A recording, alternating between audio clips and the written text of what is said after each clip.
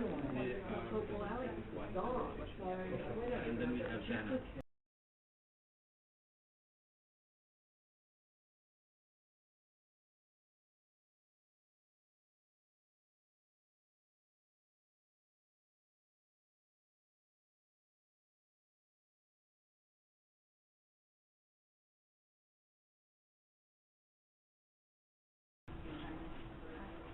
Welcome to the show. My name is Razik Fahim. I'm basically from Pakistan, and I'm part of Men Engage Alliance, and I've been also engaged with another network called SENAM, South Asian Network to Address Masculinity. And I work with young people in Pakistan, and I've been honored to preside and moderate this session, which is about the theme, the general theme of this session is, as you know, here. And we will be specifically talking and discussing the issues of process of socialization, how masculinity has been constructed through processes of socialization. And on our panel we have four distinguished speakers from different parts of the world. On my extreme left, Zainab Ibrahim. She's basically from Sri Lanka, and she worked with CARE International as project manager for knowledge and research.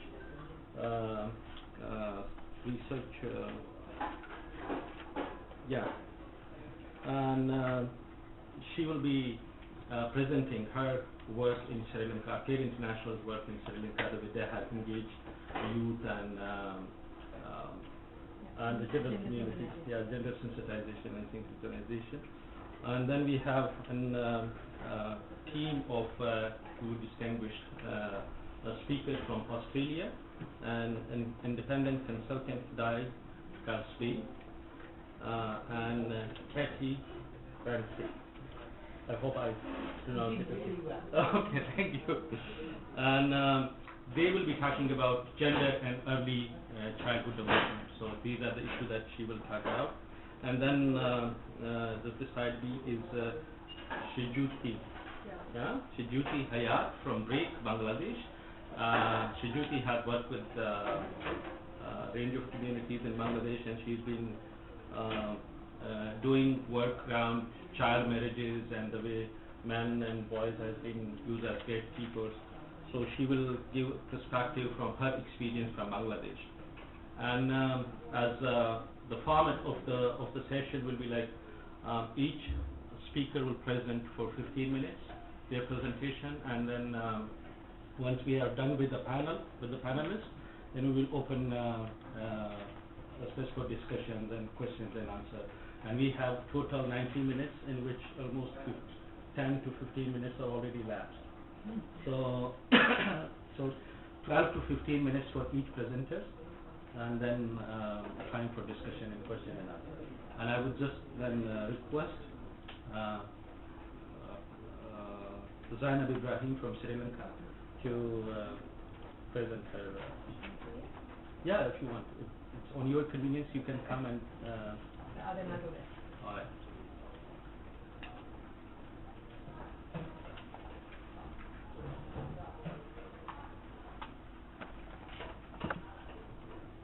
Good morning. Okay, good morning everyone. Thank you for being here. Please bear with me, I sound really nasal because I'm also battling a cold for the past 3 days. What I'm going to talk to you specifically about today is what's being called gender synchronization in Men Engage work in Sri Lanka. And in talking about this, I'll be drawing on experiences from CARE Sri Lanka and the work that we've been doing engaging men and boys. So CARE Sri Lanka has been working with men and boys since October 2010 in a project whose main goal is to engage men and boys as active participants in working towards gender equality. The project is a pilot, and in this process of learning, CARE Sri Lanka, in collaboration with Partners Prevention, commissioned a research study in 4 districts of the country that captured the knowledge, attitudes and perceptions of men and boys, as well as a sample of women towards gender-based violence in its varied forms. Now, the study surveyed 1,658 male participants and 653 female participants between the ages of 18 to 49 years. The findings of this study were groundbreaking for several reasons and underscored the importance of working with men and boys towards gender equality across multiple spheres. The study also supported an approach of working in a gender-synchronized way with men and boys as well as women and girls towards gender equality in ways that are mutually reinforcing. So my presentation today will address three main points, drawing from the findings of this study, as well as CARE Sri Lanka's experiences of working in a gender-synchronized way. Point number one would be on why this approach is needed in working in a Sri Lankan context. The second one, some observations on the process of adopting this approach. And the third one, has this approach been useful or not? Before I go into the 3 points, I would like to refer to what we mean by gender synchronization. Now, in our work at CARE Sri Lanka at this time, synchronization refers to working with men and women, boys and girls, to challenge gender norms in ways that reinforce each other. And while I say this definition, I'm saying it with an awareness that this is a very limited definition, that a fuller definition of gender synchronization talks of people of all sexual orientations and gender identities. And a definition, for example, by the Interagency Gender Working Group gives this fuller definition. In our work, so I'm making that distinction between our work in CARE Sri Lanka at this time and this. So my first point on why this approach is needed is linked to the findings of this research study we undertook, which shows that many gendered norms of masculinity and femininity are reinforced by both men and women. In some cases, there was a strong internalization of rigid gender unequal social norms by both men and women. In some cases, this internalization seemed to happen more so with women than men in some cases. And that resulted in the practice of gender unequal behaviors in private and public contexts. These jointly held negative attitudes actively hinder the quality of life for women and girls and affect the power dynamics in their families and outside. Specific attitudes that have implications on how men behave and how other women are expected to behave were measured. For example, while 57% of men believe that a woman's most important role is to take care of her home and cook for her family, 70% of women believe this. 26% of men believe there are times when a woman deserves to be beaten as opposed to 37% of women, while 40% of men believe that a woman should tolerate violence in order to keep her family together, while 58% of women agreed. These findings, which show a strong internalization of these attitudes,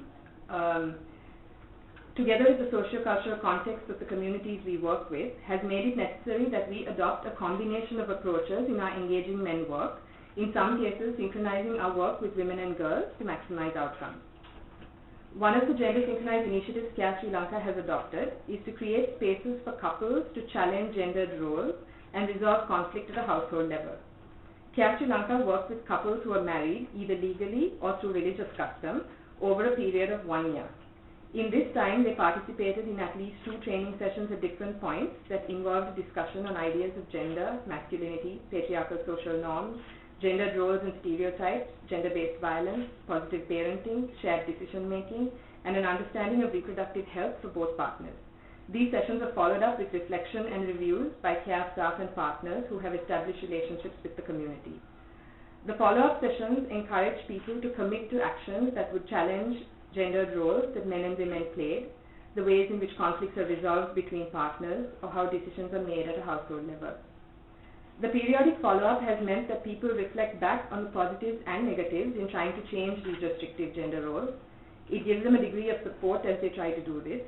It also links them to a network of peers that are also part of the program and may be grappling with similar concerns and issues. All our partners and our staff who were involved with this program were themselves trained as trainers in concepts of men and masculinity, how to challenge hegemonic practices of masculinity, and communicate this to others. CARE has worked with 347 couples to date across 3 districts of Sri Lanka. My second point is related to process. It is important to ensure that the work we do is linked to and does not, in the worst case, undo the work done by several rights groups and feminist movements. For CARE Sri Lanka, the ultimate impact group is women. The end goal of our work is to uphold the rights of women in the spheres we work in through our work with men and boys. Let me illustrate this point with 2 of the concerns that were raised in relation to this initiative to work with married couples. The first dealt with the category itself. Why married couples only? Why heterosexual married couples only? Who are we excluding in defining a couple in this way? What structures are we reinforcing? The second concern is whether the focus on the concept of family undermines work that is being done to create an environment for women that lets them leave abusive relationships and family units by reinforcing the idea that it is important to find ways to stay together for the good of the family. The answer to the first concern is yes, using the criteria married couples is restrictive. But it was selected because it was a point of entry into these specific communities, an accepted space within which we could work with men. In several focus groups at the start of the project, women said they preferred to have their husbands included in the program for two main reasons: to overcome objections to their participation and so that they can be on the same page when trying to challenge gendered behaviors in the household. In relation to the second concern, we have tried to address this by building into the initiative clear and specific information on the laws relating to domestic violence in Sri Lanka, information on how women can access support services in her area in the event she wants or needs it.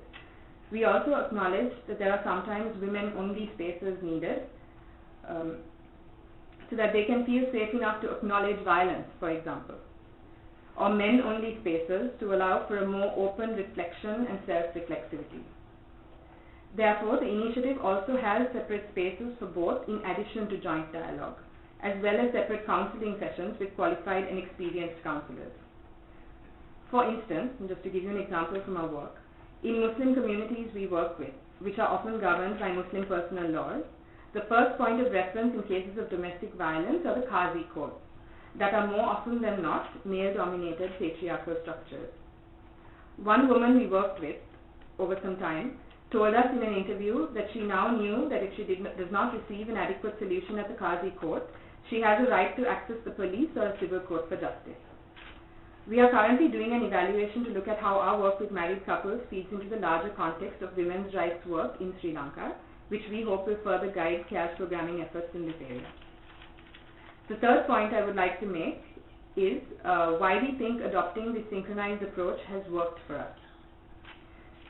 Through periodic discussions, individual interviews and reviews, the feedback for this program among the communities we work with has largely been positive and has led to several positive outcomes. In summary, women reporting increased self-confidence, resolution of conflicts through nonviolent means, improved communication between spouses, regular sharing of household roles, awareness of rights as individuals, and of the impact of violence on children, and more. But given the limitations of time here, I would like to distill all the feedback we've obtained over time into a few overarching observations. The first being, adopting this approach has led to greater acceptance by local communities who have in the past often equated gender programs to mean work only with women. This fostered some degree of suspicion, resentment, or indifference among men, hindering the participation of women in some cases or at an extreme leading to more violence. The second is that both men and women have said that working in a mixed gender space or reflecting together has helped them learn the other's perspective, to see how violence affects them and members of their family, and help them work together on addressing it. For instance, in Sri Lanka, in the plantation sector where we work, due to poor living conditions which offer very little or almost no privacy, for some couples these trainings offer them one of the few, if not the first, opportunities to explore their relationships and the conflict they face together. In work that others have done and borne out by our experiences as well, working with both men and women keeps the focus on the relational nature of the gendered roles in the household space and the power dynamics that operate therein. It creates a space for both to commit to work tied to gender equality outcomes. This is not to say that there have been no challenges or difficulties. Some of the concerns that have come up in doing this work is how well do messages of challenging dominant constructions of masculinity translate in practice within a rights-based perspective. For instance, there have been counselors we've worked with who use the trope of women needing to be respected because of the role they play as someone's mother, wife, or daughter, or because of a revered position in certain religions, a reference that people seem to relate to. But what are the implications then for women who do not adhere to these tropes? Secondly, how sensitive are facilitators, trainers, local implementing partners in navigating mixed spaces in doing this work in practice? And what I mean by this is sometimes there is some ideas that get lost in translation by the time we're implementing it implementing it in community at community level. And the second thing also is it requires a certain added sensitivity when you're working with both men and women in one space and talking about issues of violence. If resolving conflict is an important focus, does this sometimes happen at the cost of reinforcing men's dominance or submissive roles of women within families? And this is something we have needed to be conscious about. So I will end my presentation here with these few thoughts, and I would like to leave you with a video of someone we worked with talking about what this work has meant to her, and it is just under 3 minutes long, so it's very short, but I would like to say one thing about this video. We developed several videos through very long interviews and with people we worked with.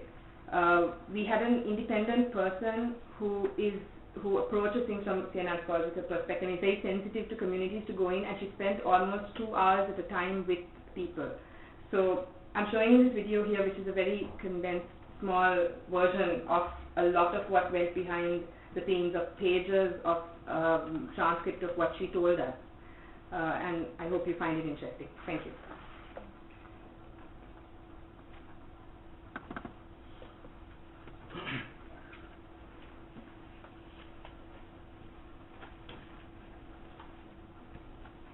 මේ ව්‍යාපෘතිය හරහා ආවේ ඉතිපු සමාජභාවය පදනම් කරගත් හිමිකරාවුන් කිරීම සඳහා පිරිමිදායකත්වය ලබා ගැනීම. ඒ හරහා තමයි සතුටුපාවල කියන සංකල්පය තෝරගත්තේ. සතුටුපාවල කියවහම අපි දෙන්නම සම්බන්ධ කරාම අපි දෙන්නටම එන අවබෝධය වැඩි. ඒත් මට පොදුවේ ගත්තාම මහත්යාගෙන් හැම දෙයකටම උදව් තියෙනවා. ඒක පැහැදිලිවම කියන්න ඕනේ. හැම දෙයකම දරුවන් බලද්දි මගේ අසනීපවලදී ගෙදරදී වැඩවලදී මට හැම අතින් උදව් තියෙනවා. හැබැයි මේ ව්‍යාපෘතිය ආවට පස්සේ වෙනම වෙනසක් දැක්කා. එයාගේ අර ඊට වැඩි උනන්දුවක් මේ දැනුවත් වීම තුළින් ලැබුණා කියලා. ඒක තමයි මම ලොකුම සතුට. මගේ දුවගේ වයස අවුරුදු 8යි, පුතාගේ වයස 4යි. ජීවිතයක් ගත කරනකොට අපි නොදන්න දේ ගොඩයි. අපි අධ්‍යාපන මට්ටමින් සාමාන්‍ය දුරක් ගිහින් තිබුණත් අපි නොදන්න දේවල් බොහෝමයක් මේ ව්‍යාපෘතිය තුළින් මම ඉගෙන ගත්තා. ඒ කියන්නේ වෙනස්කම් කියන්නේ අපි පෞල් ජීවිතයට ප්‍රජනන සෞඛ්‍ය. ඒකට මනෝවිද්‍යාව පැත්තෙන් නීතිමය පැත්තෙන් මොන විදිහටද පෞල් ජීවිතයට අපි මොනතරම් දේවල් ඇතුළත් කරගත යුතුද කියලා දැනුනේ මේ ව්‍යාපෘතිය ආවට පස්සේ. අපේ ආකල්පය හොඳ වෙන තරමට අපේ පැවැත්ම සාර්ථකයි. එදිනදා කාර්ය ගත්තාම මේ වැඩසටහන් කර කාන්තාව කියන්නේ දවසක් තුළ කරන වැඩ. පිරිමියා කිව්වහම දවසක් තුළ කරන වැඩ. ඒ හා සංසන්දනය කරනකොට බලනකොට ගැහැණිය තමයි වැඩි වැඩ කොටසක් කරලා තියෙන්නේ. දවස තුළ ගත්තාම මේ ගෙදර සාමාන්‍ය ගෙදරදේ වැඩ කරලා බලපුවහම. එතකොට ස්වාමියාට එනවා අනේ මගේ දිවිල මෙච්චර වැඩ කොටසක් කරනවා. එන්නත් ඒක අගය කිරීම නම මම කවදාවත් අගය කරන්නේ නැහැ. තමන්ගේ දිවිල අගය කළ යුතු දෙයක් කියන එක වටහලා දුන්නා. ඇත්තටම මේ කියන්නේ කරපු වැඩසටහන හරහා. නීතිමය පැත්තෙන් කතා කරන නීතිය මොනතරම් දුරට භව ජීවිතයට වටිනවද? ඇත්තම ගැටුම්කාරී තත්ත්වයක් තුළ තමයි මේ නීතිය නෑනේ. දැන් පිරිමියාවන ගෑනුවන ගැහැණියුන දෙන්නට අයිතිවාසිකම් කියලා කොටසක් තියෙනවා. ඒ අයිතිවාසිකම් වලින් ඉස්සරහට යන්න අමාරුයි ඇත්තම නීතිය දැනගෙන ඉන්නවා. නේද අපිට ඇත්තටම අයිතිවාසිකමක් තියෙනවනේ. අපි දින මහත්ය සමග විවාහ වුණත් අපිට අයිතියක් කියලා දෙයක් තියෙනවා.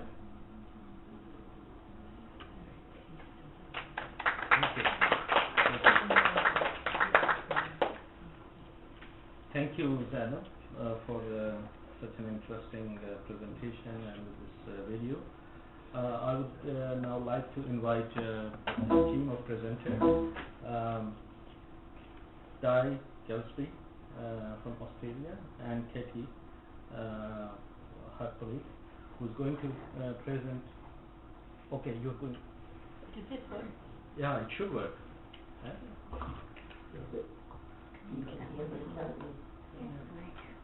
Because I'm going to be talking only to a couple of slides, so I'll leave it there.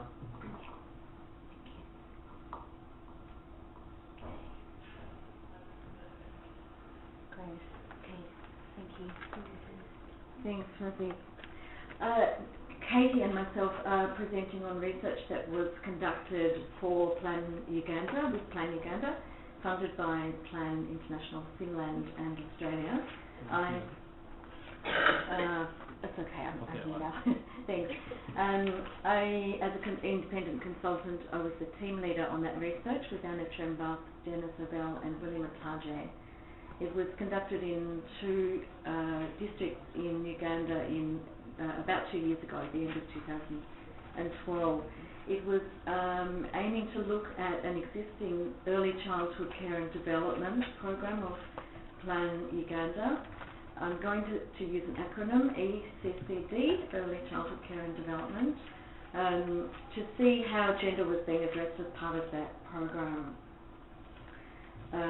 Some efforts have been made already within that program, but this program was really aiming to look at how gender could be better integrated and to find out what the current situation was. Just a couple of key points I want to make right from the beginning, that early childhood, and we're speaking about 0 to 8 time frame, is a really critical time for children's development, physically, mentally. They're developing their sense of themselves and getting an understanding of the world, and forming a gendered sense of identity is part of that. It's also an important time for children to understand what the world is like, and for them, they often have big dreams and ideals about what the world should be like, and they're coming to realise that it doesn't always match up to that. Another important point is that gender norms are, as we know, reproduced through socialisation, and what this research really underlined was how that is both through conscious and unconscious processes from adults.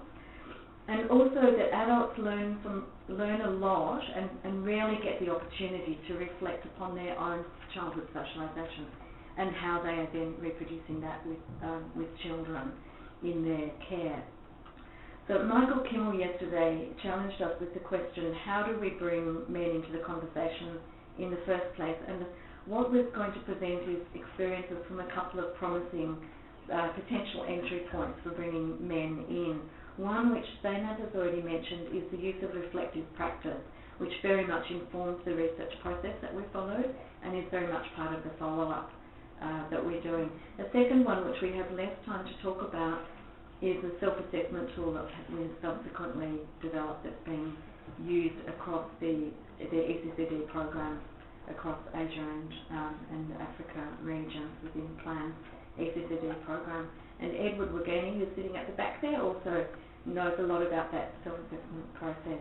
So those have been quite interesting entry points, the reflective practice, particularly for staff, but also for women and men in communities themselves, reflecting firstly in separate men's and women's groups and then coming together to hear from each other.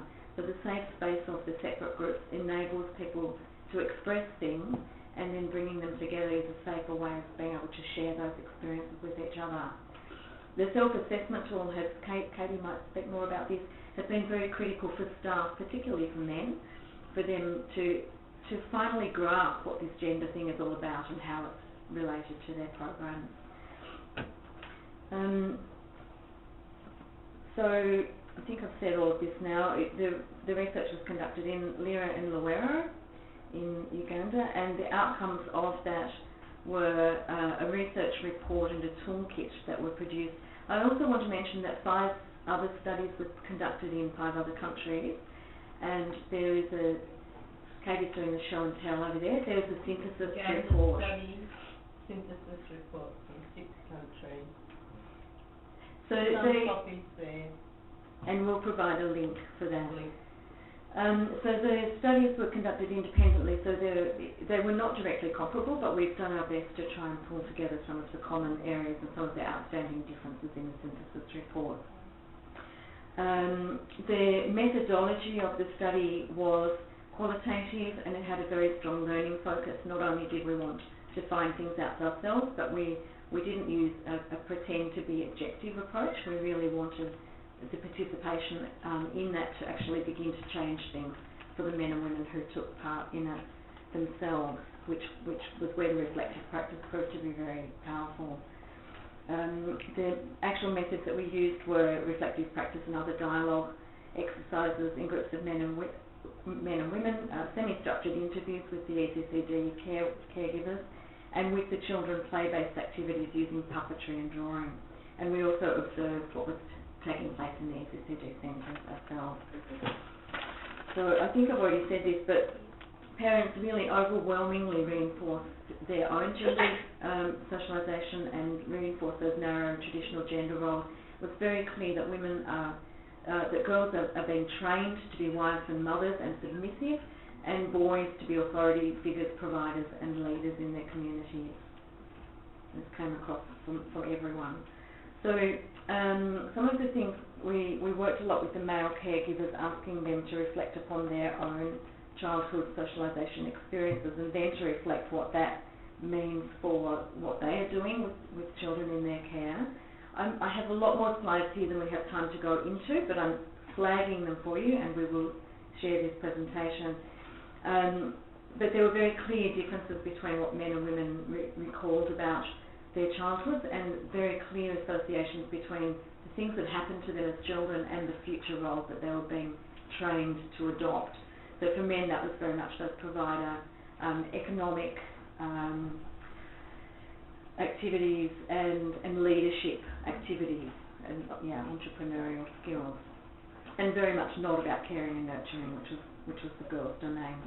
Really important thing that came out was the jealousy and resentment that was bred between girls and boys, and even as adults, that men could not really reflect upon the fact that the differential treatment of girls, which was sometimes interpreted as favouritism of girls, was actually setting girls up for very dependent and vulnerable lives.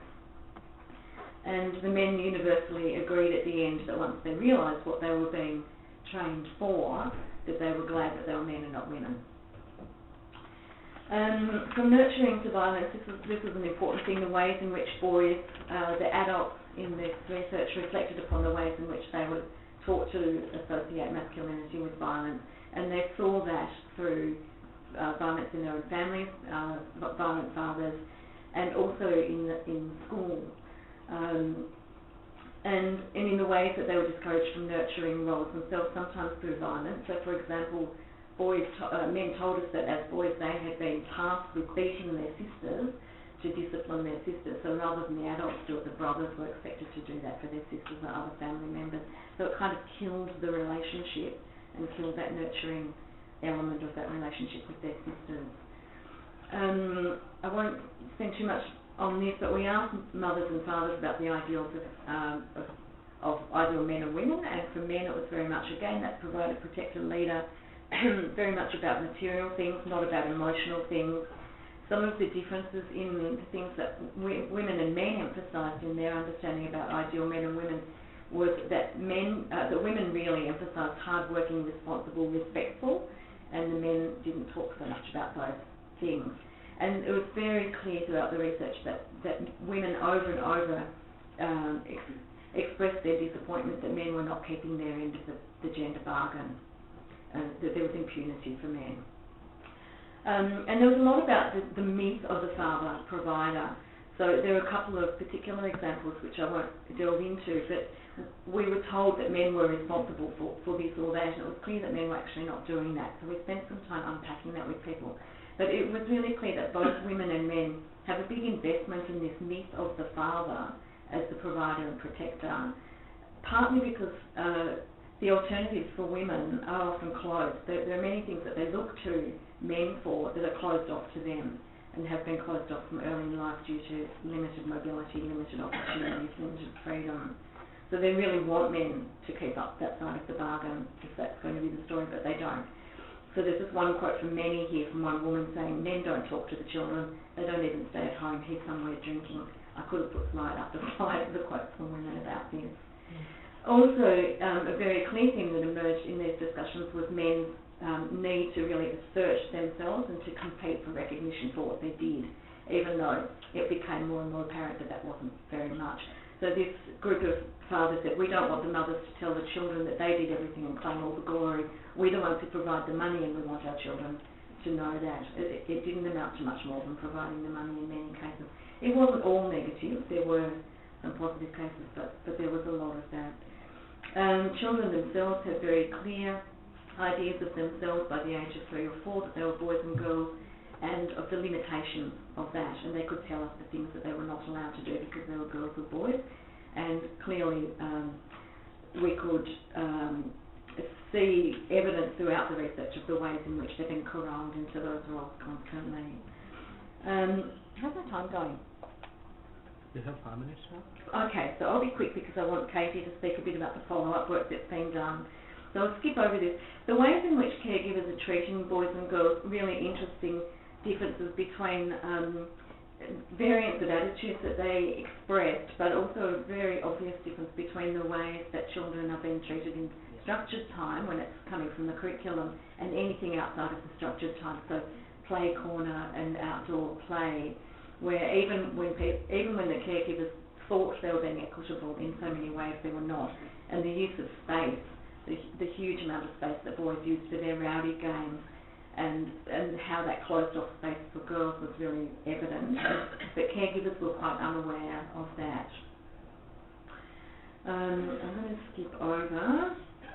A lot came out about the natural inclinations of boys and girls, and the assumptions about that boys are naturally not able to regulate themselves, they're going to be naughty and badly behaved, and a lot of just tolerance of that because that's to be expected. And the ways in which caregivers corrected boys' behaviour when they did things that were girls' behaviour, behaved like girls. They told us a number of different things, examples of that. In some cases there was encouragement of that, but that was very rare. Usually it was discouragement, direct or indirect, and strongly using shame, saying, what are you, a girl, or you turn into a woman? And of course that's the most shameful thing for a boy to be.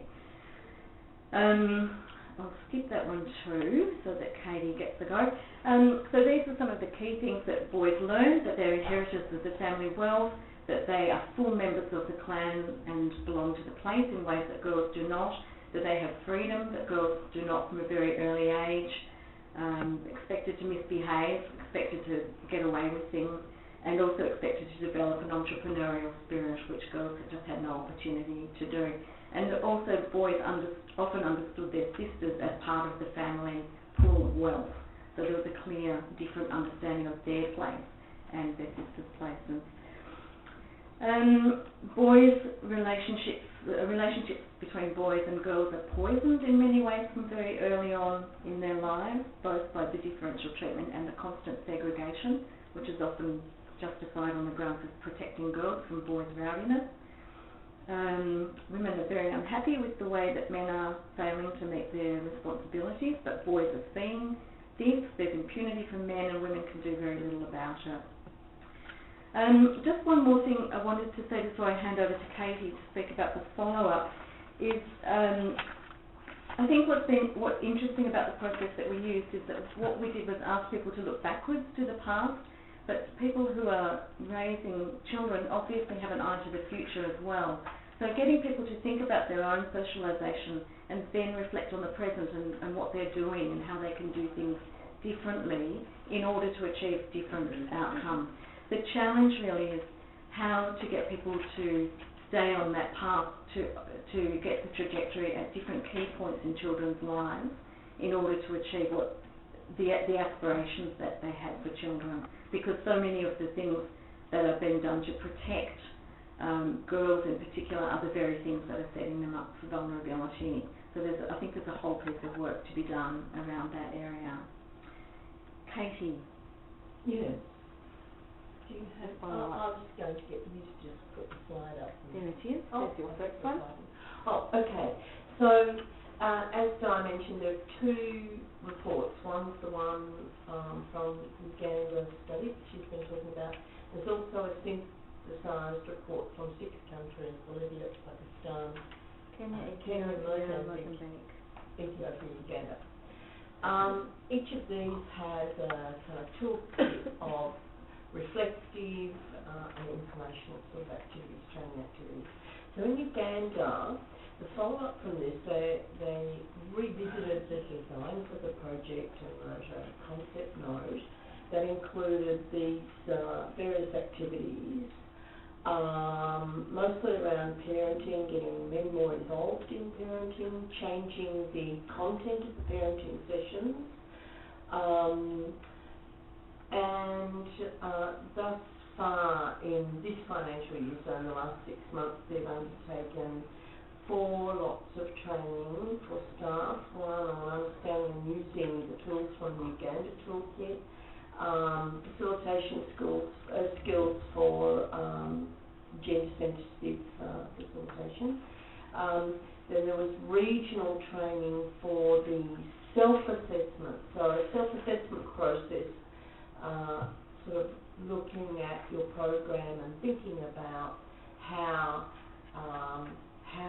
gender issues might be addressed within programs, was developed as part of this. I know that I've probably just made you a bit confused, but anyway, as part of the 6-country study following from that. And so there have been 2 regional trainings, one in Asia and one in the region of Eastern and Southern Africa, or in Africa region, for the gender self-assessment. And one, Edward Wadeni was very involved in where were we? I can't remember where we were. Uganda.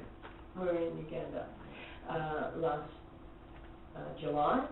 And that involved, I think, about half of the countries in Eastern and Southern Africa region and 3 in West Africa, but they haven't followed up with their self-assessment in West Africa because of the Ebola response plan. Very involved in that. But the self-assessments are underway in Eastern and Southern Africa, including Uganda. Uganda's completed their self-assessment. There was also conducted training on the self-assessment tools for the Asian region, and I think there are about 12 countries involved in that, and about 9 or 10 of them completed their self-assessments as well. I'm sure there'll be an opportunity later for some questions about the actual tools, and that's sort of what is missing a bit here. Some of them were really, really useful for getting people to understand how gender has shaped their lives and their life outcomes. And there's been, I did some gender training here actually in India a couple of months ago as well, where I've used the self-assessment tool because they're very useful for this.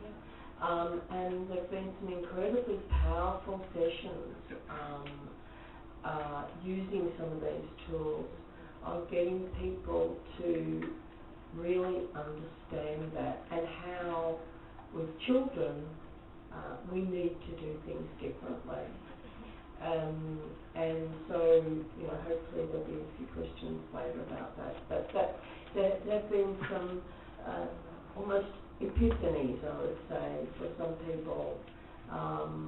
There was one guy in, I don't know, I think he was in the RESA training. He said, I always thought there was never a problem with gender, we just had it all, and I've never really thought about it. Now everywhere I look, all I see is gender. Everything is shaped by gender. And he's so right, looking at print materials in the early childhood centres, posters, the attendance registers, all sorts of things that we look at. We actually find that behind everything we do, we have to think about gender and the impact that has on all of the activities, parenting, centres, everything. But anyway, sorry to rush through that. Just the last slide is the links to the report, so we'll make this available. The synthesis report has not been uploaded, but will be shortly, and also our contact details. Yeah, and just there are a couple of paper copies of both of the reports over there, but there's also a thing, just one sheet about ECCG sector resources. There's some fantastic resources there, and there's a link to that means you can get the Uganda report. There's also my card, so if you want the synthesis report before it goes online, just give me an email and I'll send one to you. Thank you. Thank you, Kathy, and and I. Now it's your turn, Shujati Shujati from BREAK, Bangladesh. She's going to present her research on child marriages. An article, okay.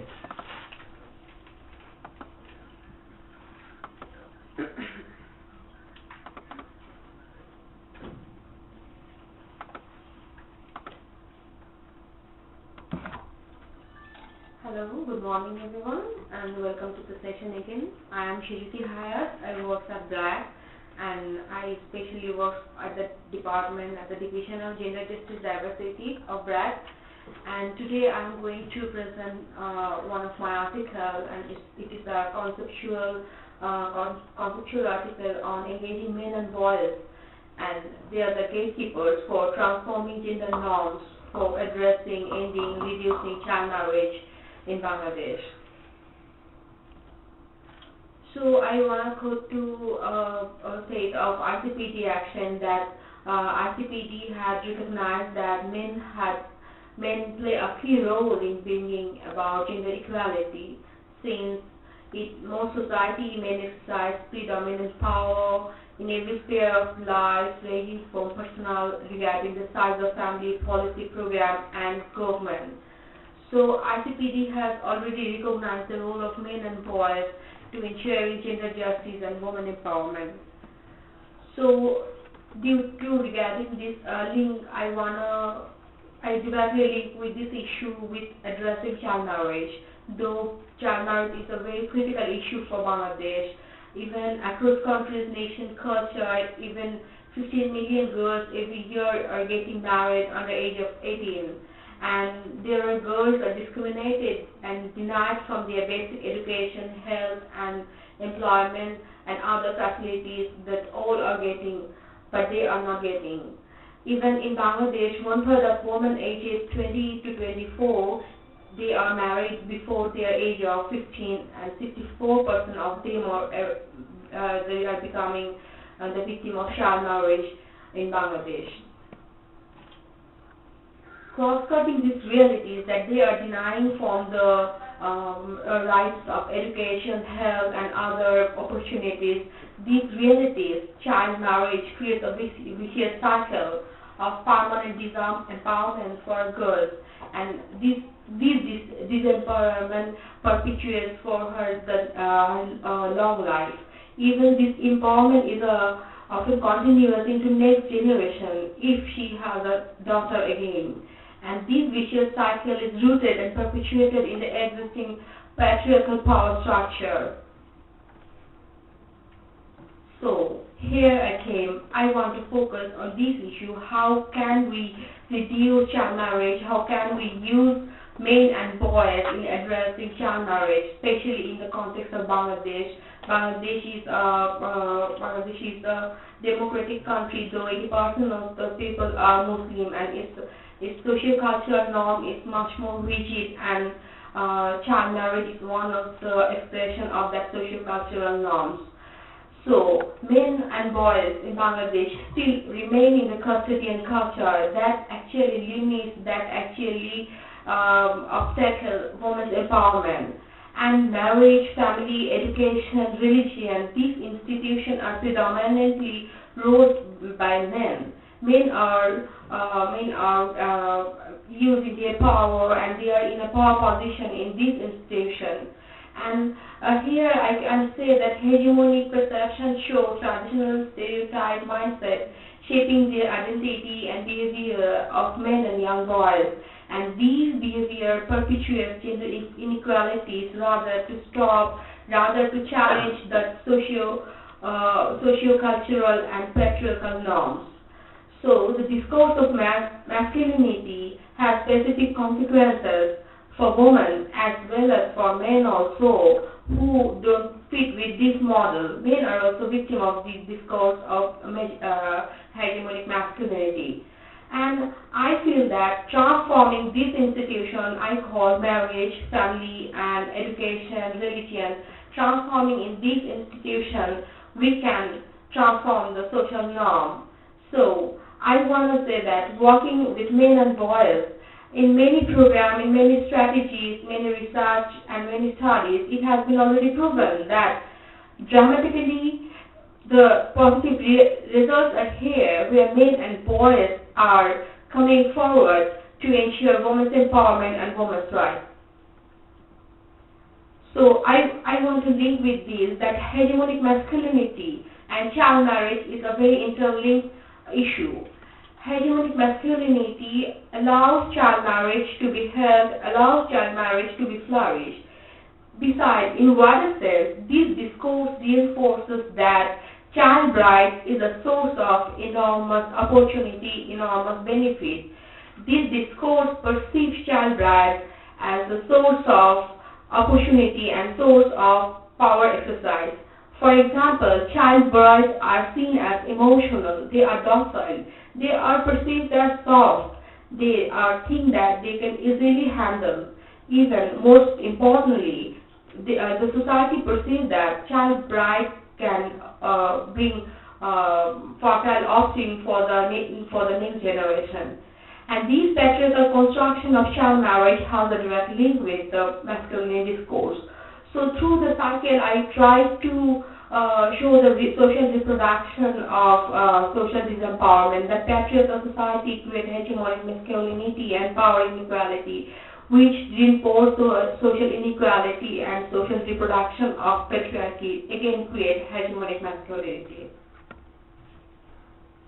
So I want to show some scope for work to address child marriage, especially in Bangladesh context. Even in Bangladesh, government has taken several strategies. Free education for girls are here, scholarships are given to the girl students so that they can continue their education, they don't drop out. Even the legal initiative is much more strong. Women are not, women under 18, women getting married under 18 is a crime according to the legal perspective of Bangladesh. But despite various government and non-government initiatives, but child marriage is still happening. Parents are continuing to marry off their daughter in child age. So the discourse of masculinity, if I feel I mark this discourse as a crisis, I can show that engaging men and boys in our community level, even in the household level, can be a very viable tool to addressing child marriage. Even the study of UNFPA showed that how they engage men and boys to ensure women's rights, especially women's education and reproductive rights. So there are such many examples of innovative projects, strategies, programs that has addressed men in their role of son, father, husband, and sexual partner, as well as an agent to bring equality in society. So I can also show some examples that in many countries, men are used as even in the religious leader are being sensitized to bring gender equality in that society. So I see men and boys as a gatekeeper in addressing child marriage. Especially the gatekeeper, I see that father.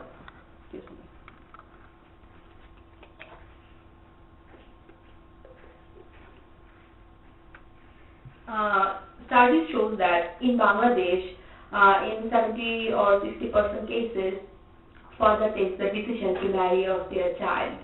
So fathers are the main gatekeeper to address this problem. If we sensitize them, if we aware them, if we show them the benefit of girls' education, women employment, so these things can change their mindset. So we have to show them the benefit, other opposite of child marriage, alternative of child marriage. Again, I want to say that the young or the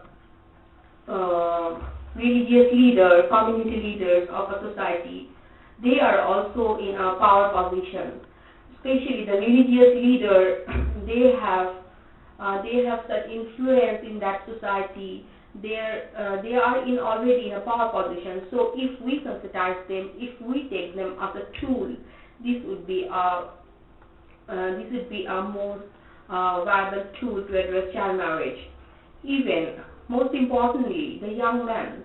I say that reaching out to boys at a young age, that to use them to bring equality, and they will in a time, in our generation, they will reject the child bride to marry. So this generation can be also used as a tool. So I'm saying that if child marriage is a reproduction of hegemonic masculine discourse, so if we want to break this discourse, we have to create an alternative discourse. This alternative discourse would be an alternative to child marriage, where girls will be educated, they will be involved in education and employment and other economic process. So if we want to change this situation, the alternative discourse would be more powerful, especially if I see that sensitivity and fathers, imam, marriage registers, religious leaders, whom I already told, if we bring sensitization among them, they will reject child brides in their community, and they will see girl child as an asset. They will also see girl child as a source of their betterment. So this thing will change ultimately, transform the existing hegemonic paradigm. So as I work at BRAC, I want to share some model of BRAC used to engagement and boys to address such crises. That BRAC has one program, Gender Quality Action Learning, that is GQL. Through this program, BRAC intervene in the household level, and they bring together the couple of a family and sit together and also share and discuss on various gender issues. And these strategies is more successful. So this kind of interviewing in the house level would be a viable tool to engagement and boys in addressing such issues.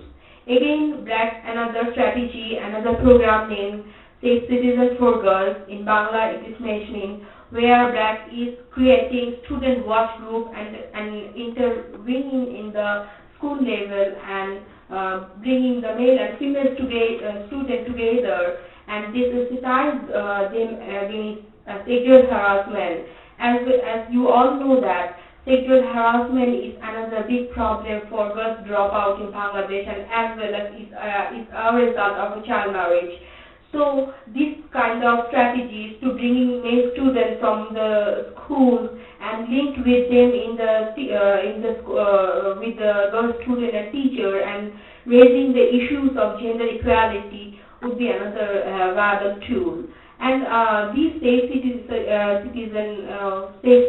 for women, for girls initiative have another important strategy, that is community watch group. That it creates, it brings together the community leader, religious leader, local leader, and political leader in a group, that is community watch group. So this group, when any occurrence of sexual harassment or child marriage occurs, they directly intervene in that case, and they directly mobilize the situation. So these kind of strategies are very important if we think about engaging men and boys. So I'm in my conclusion, and I want to draw your focus that I see, and even after reviewing many strategies programs that have engagement and boys in addressing violence against women, in promoting women empowerment, I see that men and boys engagement again will be a dramatic key agent for reducing child marriage. Thank you. Great, thank you. Thank you, Shujati from BRAC. We have now a few minutes for question and answer and for open discussion. You have listened all our panelists from Australia, from Sri Lanka, and from Bangladesh. So anyone who may come with questions, please. Do we have this mic? Yeah.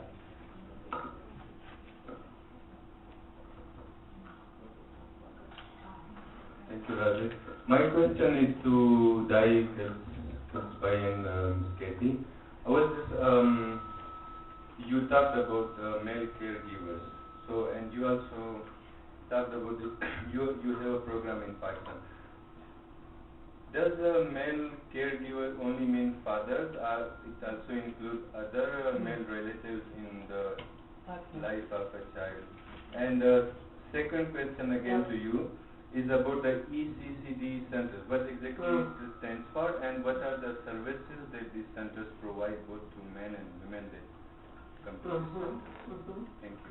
Okay, so Plan works in about 50 program countries around the world. I would just suggest that we should collect questions, and then one round of questions, and then the panelists will give their insights. Yeah. The questions? Yeah. So, there in the back, and then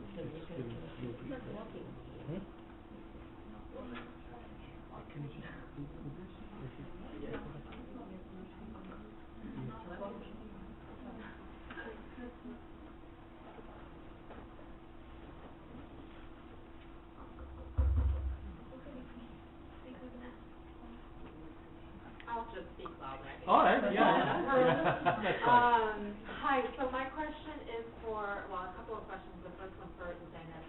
I think you raised some really good points at the end of your talk about really not reinforcing violent norms and the difficulty of doing that when you're working with facilitators on the ground, and how do you sensitize them. And I think a lot of our projects, especially funded by donors, don't build in enough of that time to really go through that sensitization of the facilitators themselves. I was working on a similar project in Tanzania called Couple Connect, and we decided actually not to delve into issues of violence as one topic area we didn't go into, because we feared that it could cause more harm. And I'm just wondering, based on your experience with this project, whether you thought or saw that it, on balance, being able to open up the discussion, wherein oftentimes in the community violence is such a untalked about issue, what outweighs the potential harm you could be doing. And then the other question was, I guess, for Di and Katie, which was exactly what did the gender or the self-assessment tool consist of, and was it an assessment for the organization as a group? Did they take it together, or as individuals?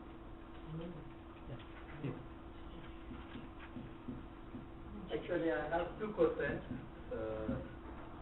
My first question to Dee Kelspai. Actually, I heard her presentation, so I came to know there is a discrimination among the boys and girls in the institutions like schools and colleges. So teachers are showing favor towards girls, so that's why boys are more violent, we can say, showing that discrimination, as you shared according to your presentation. So is it really true teachers are showing really favor towards the girls? Is it the root cause of the increasing the violence, the attitude among the boys? And continue to this, is there any action you have implemented, or the plan implemented to bring the change in the attitude of the men and the teachers, especially the institutions? And another thing, as we know, the religious leaders and the teachers are playing a vital role in the colleges and the society. So have you have plans any to motivate the religious leaders to bring the change for the gender justice so far? So these are my questions. I think Di and Katie, you have enough in your plate. So we'll just go with these answers, and then we'll come to you for another round of questions. Okay? Okay, shall I begin? Just to give you a bit of a picture, Plan works in 50 program countries around the world. So those 6 countries, Pakistan, Kenya, etc., are just 6 of those 50. But the work done on those studies, and definitely the development of the self-assessment tool, which I'll talk about, which is the one who did it, is designed to inform all of planned programs in early childhood care and development. ECCD stands for Early Childhood Care and Development. Generally that's termed when you get plans because it's more than education, it's everything that we do with children we know has an impact on their life outcomes. When we refer to male caregivers, they could be parents, fathers, but they are also people with a sort of in the learning centre, in the ECCD centres. So in Uganda, I think about a third of them are men. Is that about right? Fewer than they used to be, put it that way, because originally... More than that according to available data. Yeah, originally, because the position came with a bicycle and a stipend and so on, men somehow seemed to be the ones who fulfilled all the criteria, like loves working with children, has time to work with children, etc., etc. Somehow they all seemed to be men when there was a bicycle and everything involved. Then when we changed the structure, this is just Uganda, when we changed the structure so that year one you had to work for nothing, year two you were able to get a bicycle, year three you got a stipend and you were called a lead caregiver, somehow the men weren't quite as interested in that first year. And so there's a greater balance of women doing it now. Obviously we want men to be doing that. But anyway, caregiver refers to that whole group of people, of men and women who care in their various ways for children. And it even includes teachers in the early years of primary school as well. As far as practices to change the attitudes of men and working with religious leaders, as you can imagine, 50 different countries, 50 different cultures. Some of them work very closely with religious leaders. Some of them work, every ECCD program reflects a different culture, a different relationship between Plan and the government, a different religious environment and so on. So I guess it does just depend, but the activities that we've followed up with identity building and all of those cases as well. But certainly all of the work we've followed up with relates to exactly that, to trying to get men and women to reflect differently on their own experiences, to think differently about how they interact with each other, very much with each other, because that's what children see, and that's what children respond to, and that's how children identify themselves as well. They'll do, as Di shows, that they little boys look to men to see how to behave and so on. And so, yes, the report has informed our work in parenting sessions, the content, topics, the way that the sessions are set up. Some in Uganda we now have some men-only sessions.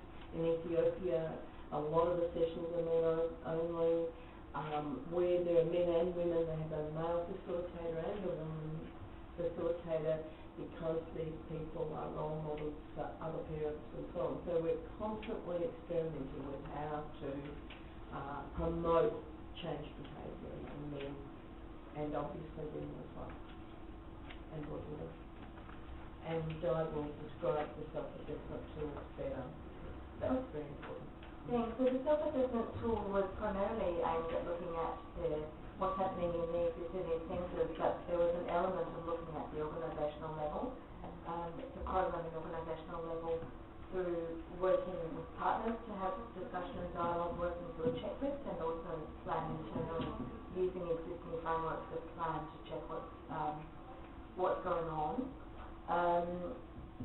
There is a wider process going on within the Plan of gender self-assessment tools that is much more targeted at the organisation. So we've honed this one much more towards the program, and particularly the ECCD centres and the parenting program, because it was building on what came out of the research. At the centres, the self-assessment tool encourages the staff to look at the existing data around attendance, enrolment and attendance, and actually analyse that data and ask questions of the caregivers about why there are differences when there are differences. There's an observation tool in it. There is a tool for looking at the materials, which Katie has referred to, has been a really powerful thing for people to actually apply gender lens to the materials and tools and play. Including the storybooks and corner play and everything. Yeah, posters and the toys that kids play with, the outdoor equipment and so forth.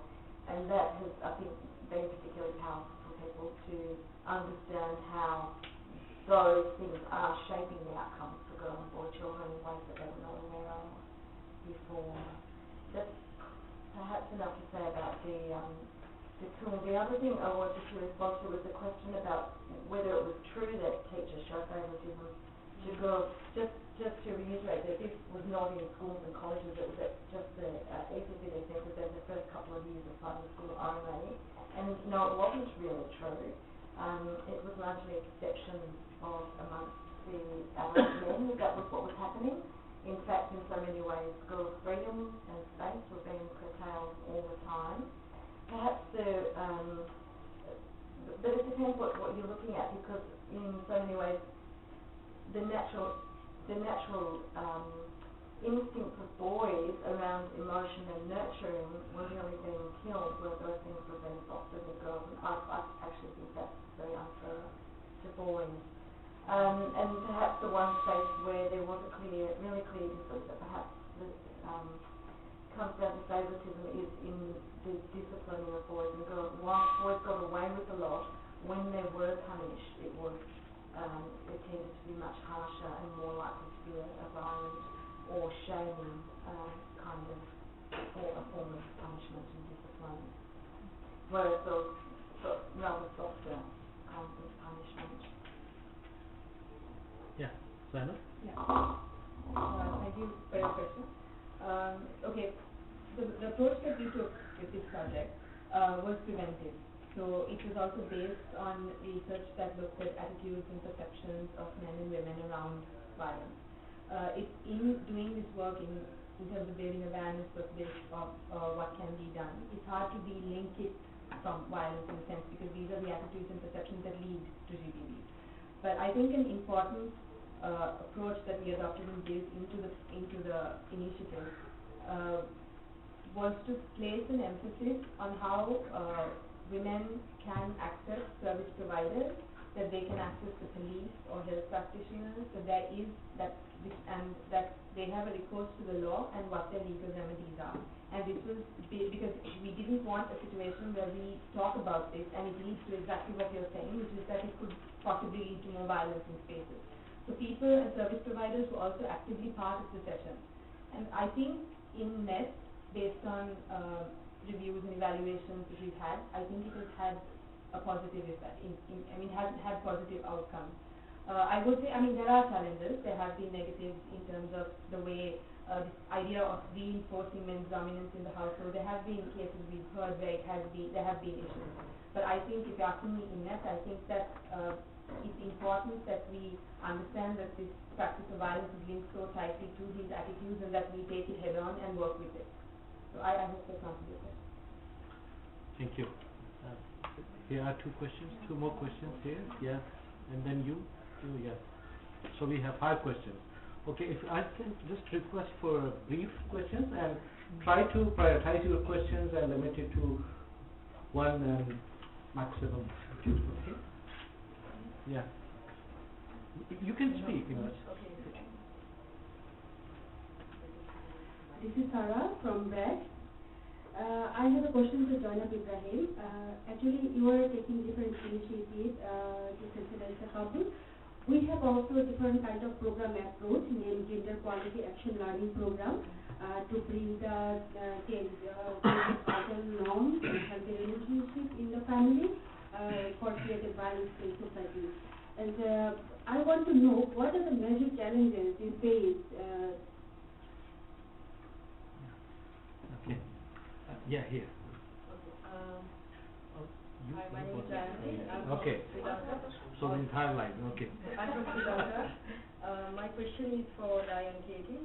Could you share some experiences of how you have managed, or whether you have been able to influence formal educational systems or curricula in relation to early childhood? So, because the data, as you all know, shows that this gender sort of socialization starts from 0 to whatever, a very young age. And ideally, if you could share some examples from the global south, that would be Yeah. Right. I'm Sejal from Ahmedabad, Gujarat. I'm in the organization, and again the question is to both of you that I'm quite interested to know about the tools that you used throughout your intervention. So if it is there on paper, and if I can see it, or through website, if it's there on your net, I would like to have a look at it. Okay. Yeah. Hi, I am Nisha from Academy Delhi. My question is to IHAR. I would like to know, would you able to do some social analysis of your data, child marriage data, like class, caste, religion, and if so, then which caste, class is there? Because the attitude of gender discrimination is everywhere in each class and caste. So I would like, if it's like in lower class, then what are other problems the girls are facing and parents are facing for like going for child marriage? For example, structural obstacles, distance of schools, and getting that scholarships and others. So I would like to know. Thank you. Hi, this is Sunita Singh. I work for mental health issues. This is not a question, it's just a comment. It's Srijit. Yeah, sorry. So, when we talk about involving only fathers, doesn't work for child marriage, because India has the same problem in India. It's like entire family which takes decision on, girls' marriage. It's not only the father, because the father decides, okay, my girl will get married after 18, but if the elders of the family decide, no, she should get married before that. So, when we are just doing this kind of study or, intervention, we have to consider the entire family, not only the father or head of the family is the most important.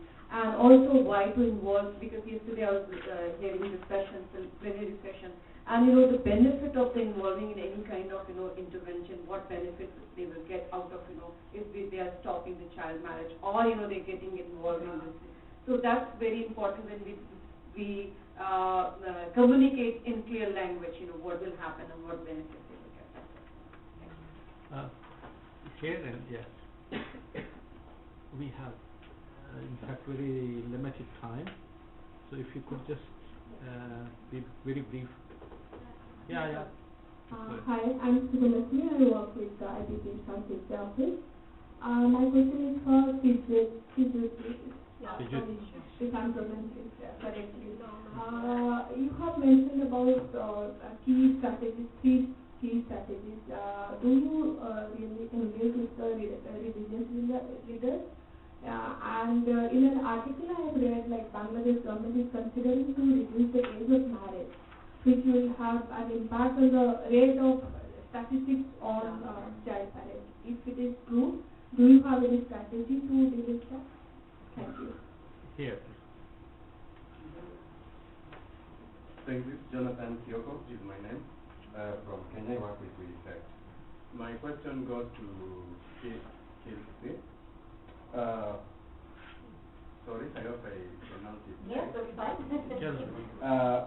My question is about engaging in institutions, and especially the ECD, the primary school. I know Plan works a lot with primary schools in the East Africa region.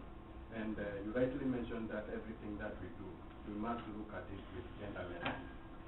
What plans do you have to ensure that the findings that you come up with here are applied in schools, not just in ECD, but also in the schools that you are working in?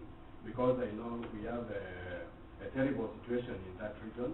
When you look at the materials that are being used in schools, they're actually entrenching gender inequality. The books say clearly we're supposed to be a nurse, we're supposed to be a surgeon and all that. What plans do you have for that? Number 2, my question goes to Hayat. with regard to the gatekeepers, you talked about gatekeepers, but one thing which we continually learn is that sometimes we may target the father, the boys, seeing that of course they are the primary targets who we want them to change the behavior. But did you do any formative assessment to establish the powers around these people who are actually the gatekeepers and who will allow the man and the boys to practice these behaviors? I know you mentioned the religious leaders, but who else are these powers around the community who will allow the men and boys to practice these unacceptable things? Let me call them that. Thank you. This last one here. Yeah. Thank you. I'm Aisha from USA, Indonesia. My question is for Haya.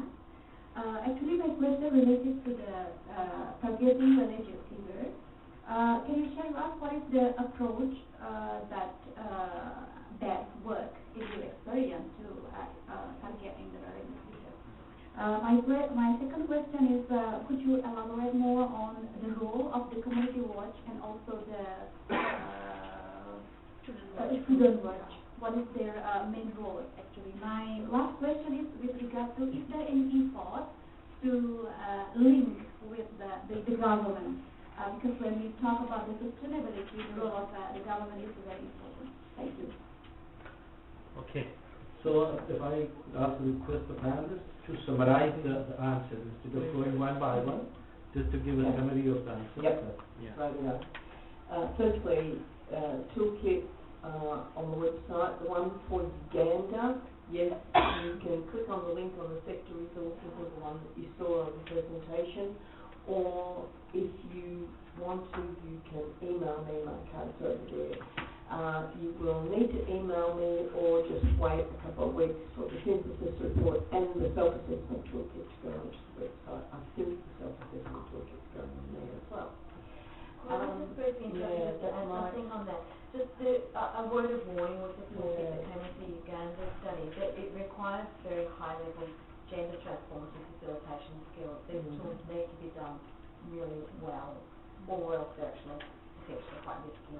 So as a response to, and Plan Uganda is investing in a very intensive process of developing those skills in their staff group. It's going to take years actually to develop that. So as a response to that, when we developed the self-assessment tool, we deliberately designed it so that it didn't require specialist skills.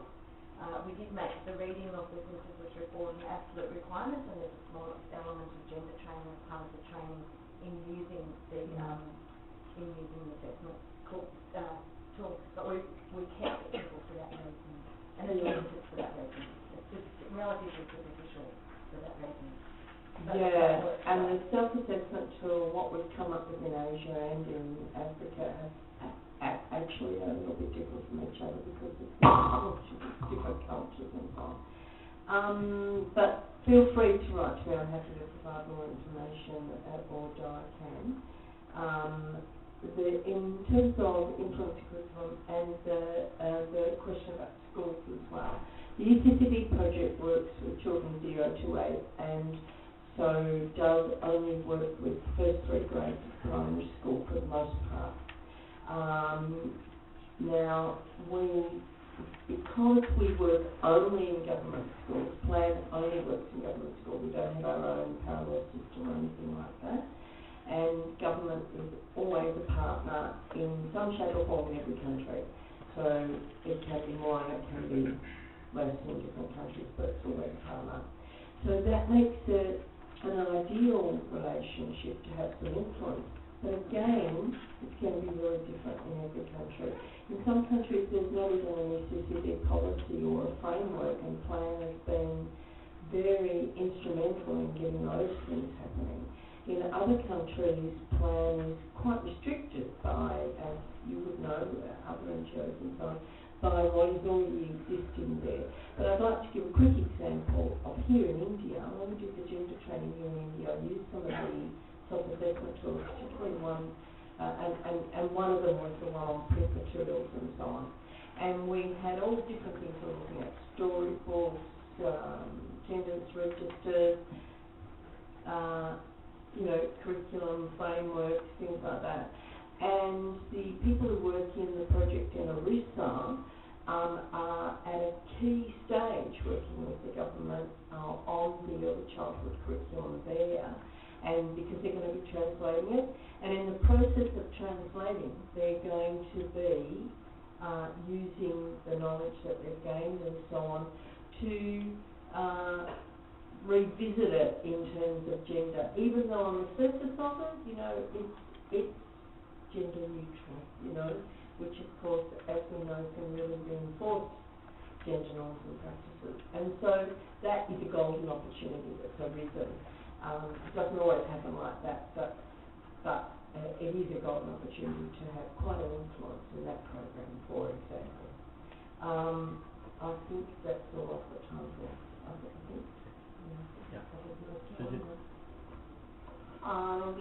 First one, which one was told that to using the intersectional lens. Yes, obviously, we have to put an intersectional lens to address any kind of crisis. For example, class, culture, society, norms, and even the socio-cultural context is different. So we have to put an intersectional lens when we go to in different communities. Again, I don't know who was questioning this too. What would be the strategies to engagement and boys? Why they will come to this campaigning? Yes, obviously we have to show them alternative and benefits also, so that they can understand that there is some opportunities, there are some benefits in this platform. Otherwise, they will not join with this campaigning. Again, BRAC is working with the communities, and we have many programs which directly work for the communities and religious leaders. Obviously, we always give them in a very high priority. And in question of religious leaders, we through our Gender Equality Action Learning Program, we directly work with them, and we sit with them, and we bring them in many kind of co-chair meeting, sharing meeting. Even when I was telling about the community watch group and student watch group of our another program, Safe Citizens for Girls, this is actually a school-based program, and the student watch group is consist of by the male student and the female student, even the teacher also related with this. And the community watch group is led by the community leader, religious leader, and the political leaders. So these two watch group is very important tool for the program. Whenever any occurrence of sexual harassment and especially child marriage happen in any community, they directly go to them and they directly intervene in that case, and they individually solve the problem, and they also the police law enforcement agencies also directly linked with these communities. So these are the tools that BRAC is working to engagement and voice to addressing problems like sexual harassment, violence against women, and child marriage. Yeah, and someone told that Bangladesh government had recently raised a question to reduce its age for girls. It is now 18 years. That age of child marriage is now 18 years, but it was told that they will reduce the age, but it was only a draft law. It is not working now. It's still remaining 18 years. Government has not finalized this law.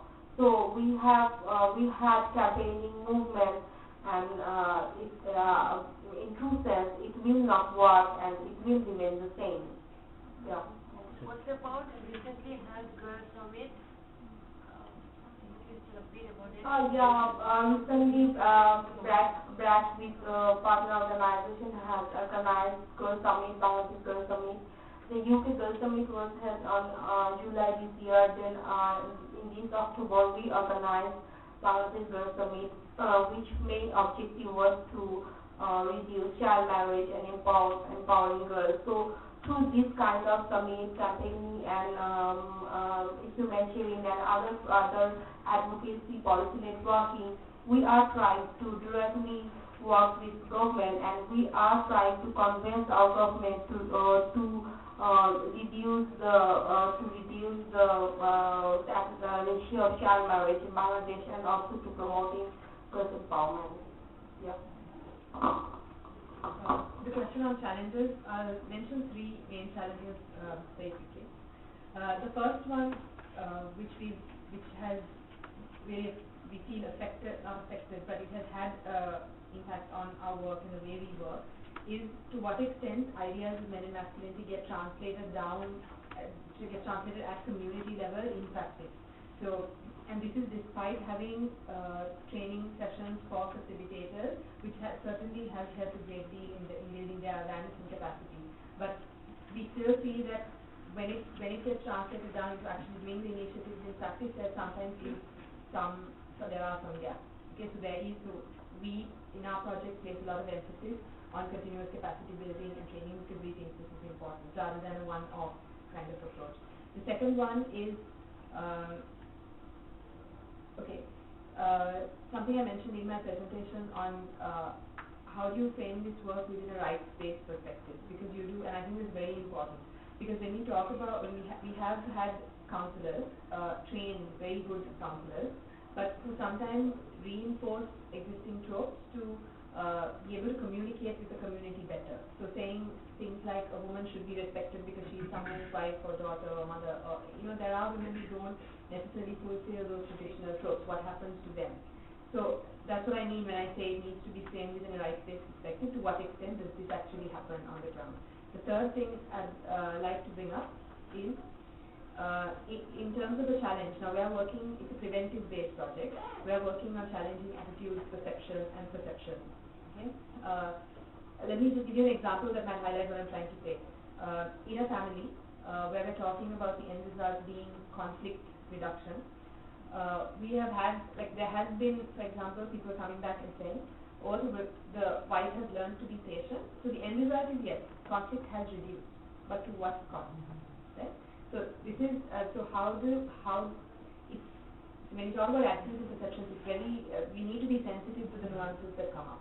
Okay? Those are my three in response to your question. But I would like to say that the research I keep referring to, that I referred to in my presentation, was part of the UN multi-country study on attitudes and perceptions around violence, around gender-based violence among primarily men and boys, with also a sample of women. This study is available, the Sri Lanka study, I have made available here. There are several copies if anyone's interested in picking it up. But it has a lot of rich data on what kinds of these attitudes and perceptions are out there and how it influences violence. So if you all are interested, if the copies are finished, please email me and I will send you. I can also email it to you if it's easier. Thank you. Thank you, in fact. And I think a big hand for all the panelists. I was just sharing with a friend, this notion of masculinity in the process of civilization, and one of my friends, he just responded that, don't you think that this discourse is becoming too complicated? Just a few years back, it was so simple. There was some basic concept of gender, the social concept and things like that, and now this intersectionality, masculinity, parenting, all these things, it's getting too complicated. But while going through your presentation, I just realized that yes, it's getting complicated, but there are still ways that we can intervene, and there are tools that have been created which help us to realize and to reflect on our being as human, as men and women. And I thank you for bringing all these perspectives and insights, and all the audience for their passions and very reflective sort of the question and answer. Thank you very much. Thank you.